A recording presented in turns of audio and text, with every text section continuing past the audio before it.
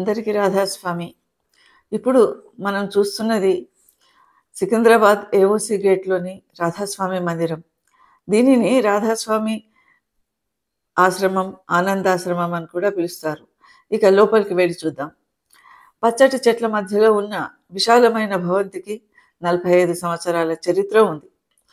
1975, 76 ప్రాంతంలో మహారాజ్ గారు సికింద్రాబాద్‌లోని కంటోన్మెంట్ గార్డెన్‌లో సత్సంగం నిర్వహించేవారు. ఈ టేబుల్ మీద శివశబ్ద సాగర్, సార్వచన్ వంటి రాధాస్వామి మత గ్రంథాలను ఉంచి పఠించి వాటి అర్థాలను వివరించేవారు. ఆనందరావు మహారాజ్ గారి సత్సంగ ప్రవచనాలు ఎంతో ప్రభావవంతంగా ఉండి మనసుకు హత్తుకునేవి. ఆయన చల్లని చూపు, మధురమైన మాట తీరు, లోతైన విశ్లేషణతో కూడిన ఆయన సత్సంగ ప్రవచనాలు ఆయన శిష్యులనే గాక చుట్టూరా ఉన్న వారిని సైతం ఎంతగానో ఆకర్షించేవి. అలా రాను రాను సత్సంగీయుల సంఖ్య పెరగసాగింది. అంతమందికి ఆ స్థలం సరిపోయేది కాదు. అందుకని ఈ సత్సంగీయులందరి కోసం ఒక సత్సంగ భవనం ఉంటే బాగుండేదని మహారాజ్కు ఆలోచన వచ్చింది. ఆనందరావు మహారాజ్ ఓ గొప్ప సంత్, ఉన్నత స్థాయి సాధకుడు కనుక ఉన్నత స్థానాల్లో అభ్యాసం చేసేవారు, సహస్రదళ కమలం స్థానంలో మనసు నిలిపి సాధన చేసేవారు. వారి సమస్త సంకల్పాలు వాటంతటవే నెరవేరుతాయి. అలా మహారాజు గారు తన సంకల్పం గురించి చెప్పకముందే ఆ సత్సంగీయులలో ఒకరైన లాల్చంద్ జీ అనే ఓ సత్సంగి మహారాజ్ దగ్గరికి వచ్చి, మహారాజ్, నాకు సికింద్రాబాద్ ఏఓసి గేట్ సమీపంలో 416 గజాల ఖాళీ స్థలం ఉంది. దానిని మీరు సత్సంగం నిర్వహించుకోవడానికి ఉపయోగించుకోనండి అని మహారాజు గారికి కానుకగా అర్పిస్తూ రిజిస్ట్రేషన్ చేయించారు. 1981లో వసంత పంచమికి వచ్చిన పరమదయాల్ పండిత్ ఫకీర్చంద్ జీ మహారాజ్ గారిచే సత్సంగ భవన నిర్మాణానికి శంకుస్థాపన చేయించారు ఆనందరావు మహారాజ్. అప్పుడు పరమదయాల్జీ మహారాజ్ ఇదొక అద్భుత సత్సంగ కేంద్రంగా విలసిల్లుతుందని ఆశీర్వదించారు. శ్రీరాముడు తలపెట్టిన వారధి నిర్మాణానికి వానర సైన్యం, భల్లుక సైన్యం తమ వంతు సాయం చేసిన విధంగా ఆనందరావు మహారాజ్ తలపెట్టిన ఈ సత్సంగ్ భవన నిర్మాణానికి సత్సంగీయులంతా ఎంతో శ్రద్ధతో, భక్తితో, ఉత్సాహంతో ముందుకొచ్చారు. కొంతమంది సిమెంట్ బ్యాగులు అందించారు, ఇంకొందరు ఇసుక తెప్పించారు, మరికొందరు తోచిన విధంగా డబ్బు సహాయం చేశారు. ఇలా ఆనందరావు మహారాజ్ గారి పర్యవేక్షణలో ఈ సత్సంగ భవన నిర్మాణం జరిగింది. 1982లో భవన నిర్మాణం పూర్తయింది. గ్రౌండ్ ఫ్లోర్లో సత్సంగం ఇవ్వటం ప్రారంభించారు ఆనందరావు మహారాజ్. ప్రతి ఏటా జన్మాష్టమి వంటి పర్వదినాలకు ఉత్తరాది నుండి పీరముగ మహారాజ్, మానవ్ దయాల్జీ మహారాజ్, ప్రేమానందరాయ మహారాజ్ వంటి సత్పురుషులు ఇక్కడికి వచ్చి తమ సత్సంగ ప్రవచనాలు ఇచ్చి తరింపచేసేవారు. కొంతకాలానికి ఆనందరావు మహారాజ్ గారి రెండవ పుత్రులు శ్రీ పండరీనాథ్ గారు అమెరికా నుంచి వచ్చారు. మహారాజ్ గారు ఆయనతో, పండరి, ఈ మందిరం పక్కనే 416 గజాల ఖాళీ స్థలం అమ్మకానికి వచ్చింది, నీకు వీలైతే కొనుక్కోమన్నారు. అప్పుడు పండరీనాథ్ గారు ఆ స్థలాన్ని కొని అందులో కొంత స్థలాన్ని తను మినహాయించుకొని మిగతా 266 గజాల స్థలాన్ని మందిరానికి కానుకగా అర్పించారు. తర్వాత ఆనందరావుజీ మహారాజ్ ఆ స్థలాన్ని కూడా మందిరానికి కలిపి మందిరాన్ని విస్తరింపజేశారు. 2 స్థలాలలో విస్తరించి ఉన్న ఈ విశాలమైన సత్సంగ భవనానికి మహారాజు గారి పర్యవేక్షణ తోడైంది. ఈ విధంగా మహారాజు గారు వందలాది మంది సత్సంగీయులతో ఈ సత్సంగ ప్రాంగణం కళకళలాడుతుండేది. ఆనందరావు మహారాజు గారు ప్రతి ఆదివారం ఉదయం 10 గంటల నుంచి 1:30 వరకు సత్సంగం నిర్వహించేవారు. పుస్తక పఠనం చేయించేవారు, ధ్యానం చేయించేవారు, శబ్దాలు పఠించేవారు. అలాగే ప్రతిరోజు సాయంత్రం 5 గంటలకు ఇక్కడికి వచ్చి దాతాదయాల్జీకి హారతిచ్చి సత్సంగీయులతో ధ్యానం నిర్వహించి ఎంతో ప్రేమగా వారి యోగక్షేమాలు విచారించి అంతరస్థానాలకు సంబంధించిన అంశాలను చర్చించేవారు, బోధించేవారు. తన సత్సంగం కోసం, దర్శనం కోసం ఇతర గ్రామాల నుండి, నగరాల నుండి వస్తున్న సత్సంగీయులు హోటల్ గదులలో, లాడ్జింగ్లలో, బంధుమిత్రుల ఇళ్లలో బస చేసి ఇబ్బంది పడుతూ రావడం చూసి చలించిన ఆనందరావు మహారాజ్ సత్సంగీయులు నిర్భయంగా, నిస్సంశయంగా, సంతోషంగా వచ్చి ఉండేటందుకు ఈ మందిరం నిర్మించారు. ఇంత భారీ నిర్మాణం జరిగినా ఏనాడు ఎవరిని విరాళమిమ్మని అడగలేదు. సత్సంగీయులు తమంతట తామే భక్తి ప్రపత్తులతో యథాశక్తి అందించిన ద్రవ్యంతో ఈ మందిర నిర్మాణం జరిగిందని ఆనందరావు మహారాజ్ గారు, ఊరుగు సూర్యప్రకాష్ రావు గారు చెబుతుండేవారు. ఈరోజు ఈ మందిరం ఇంతటి ఉన్నత స్థాయిలో ఉందంటే ఏ ఒక్క వ్యక్తో కార్యకర్తనో కారణం కాదు. ఈ మందిర విశిష్టతకు మూల కారణం ఆనందరావు మహారాజ్ గారి సంకల్ప శక్తి. స్థలం ఇచ్చినవారు, విరాళాలు ఇచ్చినవారు, ఇతర సభ్యులు ఒక సైన్యంలా పనిచేసిన ప్రతిఫలం. ఇతరులెవరూ దీని అభివృద్ధికి కారణం కాదు. 1990 మార్చి 22వ తేదీ సత్సంగీయులకు ఒక చీకటి రోజు. అందరూ దైవంగా పూజించే గురుదేవులు ఆనందరావు మహారాజ్ అస్తమించారు. వారి పార్థివ దేహం చూసి అందరి హృదయాలు మూగబోయాయి. అనాథలమైనామన్న బాధతో ఆక్రోశించాయి.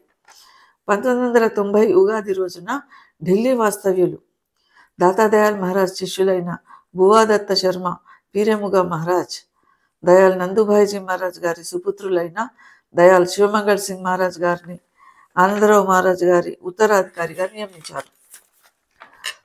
ఇలా తదనంతరం పీఠాధిపతిగా శివమంగళ్ సింగ్ మహారాజ్ ఉండాలని ఆనందరావు మహారాజ్ గారి కోరిక.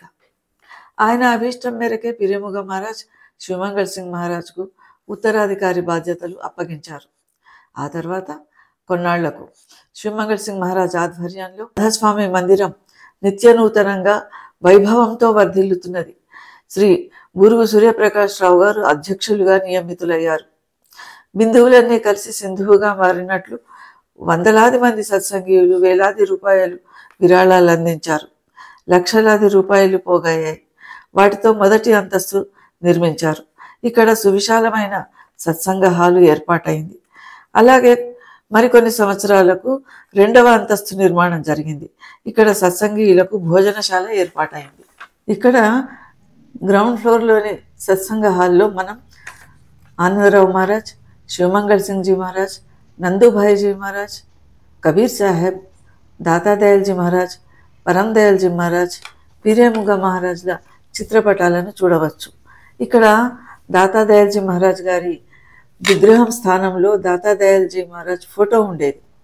2003 సంవత్సరంలో శ్రీ ముకుందలాల్ గారు దాతాదయాల్పై భక్తితో, కృతజ్ఞతతో దాతాదయాల్ మహారాజ్ పాలరాతి విగ్రహాన్ని చేయించారు. హుజూర్ షున్యోజీ మహారాజ్, శివమంగళ్ సింగ్ జీ మహారాజ్ల ఆధ్వర్యంలో దీనికి ప్రాణప్రతిష్ఠ జరిగింది.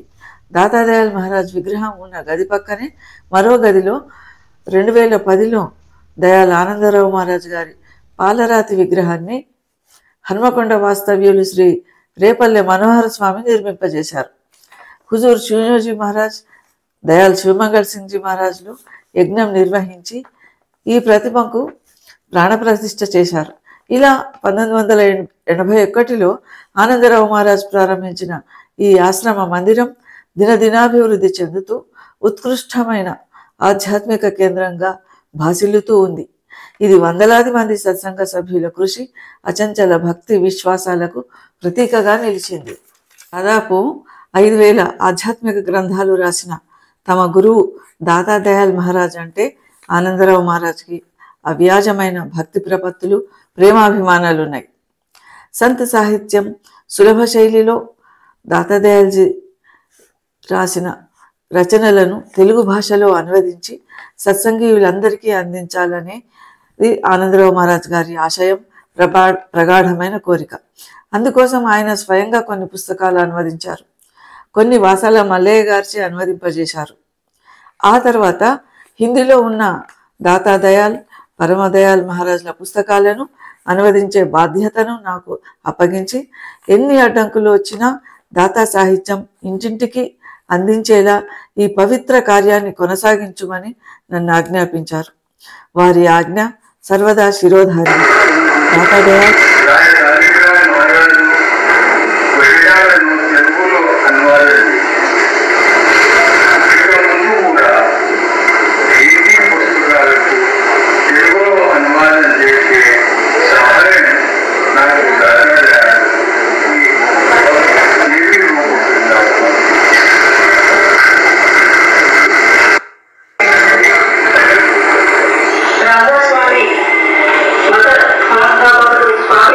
దాతాదయాల్, పరమదయాల్ మహారాజుల సాహిత్యం భద్రపరిచి పాఠకులు చదువుకునేలా ఏర్పాట్లు చేయాలని, ఓ లైబ్రరీ నిర్మించాలని మహారాజ్ అనేవారు. 2011లో శ్రీ శివమంగళ్ సింగ్ మహారాజ్ ఆధ్వర్యంలో ఆశీర్వాదంతో మనం చూస్తున్న ఈ ఆనంద లైబ్రరీ నిర్మాణం జరిగింది.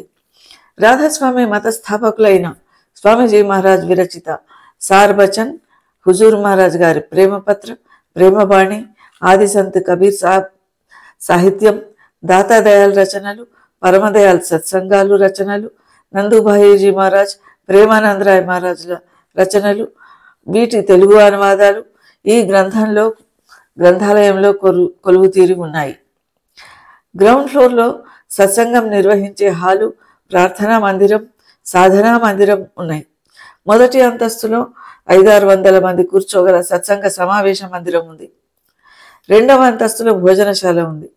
2 సంవత్సరాల క్రితం లిఫ్ట్ ఏర్పాటు చేయడం జరిగింది. మందిరం ప్రహరీ గోడ వద్ద దుకాణాల సముదాయం ఉంది. వాటి నుండి వచ్చే అద్దె మందిర నిర్వహణ ఖర్చుల నిమిత్తం ఉపయోగిస్తుంటారు. మందిర నిర్వహణ భారం ఎవరిపైనా పడకుండా సాఫీగా జరిగేలా వ్యవస్థను రూపొందించారు ఆనందరావు మహారాజ్. అది ఇప్పటికీ కొనసాగుతూ ఉంది. ఈ మందిరంలోని ప్రతి అణువు మీద ఆనందరావు మహారాజ్ గారి పాదముద్రలున్నాయి. ఇక్కడి నేల పవిత్రం, నీరు పవిత్రం, గాలి పవిత్రం, చిత్రపటాలు పవిత్రం, పుస్తకాలు పవిత్రం, సర్వం పవిత్రం. 1990లో ఆయన భౌతికంగా దూరమైన తర్వాత మనం చూస్తున్న ఈ స్థలంలో భద్రపరిచి చిన్న మందిరం కట్టారు. భౌతికంగా లేకపోయినా ఆయన తపశ్శక్తి, ఆత్మశక్తి, సంకల్పశక్తి రూపంతో ఈ మందిరాన్ని, సత్సంగీయులను మహారాజ్ ఎల్లప్పుడూ రక్షిస్తూనే ఉంటారు.